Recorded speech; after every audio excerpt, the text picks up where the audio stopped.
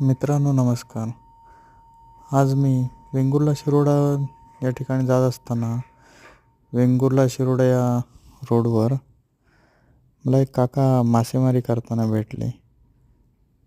सुमारे ते 20 ते 30 फूट पुलावरून खाली एक जाळी टाकून मासे पकडायचे. आमच्याकडे याला पागार बोललं जातं. तुमच्याकडे काय बोलतात हे कमेंट करून सांगावं. तर काकांनी जाळी ओढायला सुरुवात केली होती. काकांना मासे भेटले. असे 2-4 करून काकांनी आमटी पिवळे मासे पकडले होते.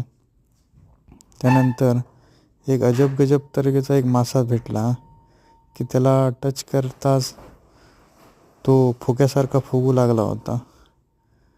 आम्ही थोडा वेळ मजा केली व त्यानंतर त्या माशालाही आम्ही पाण्यामध्ये सोडले.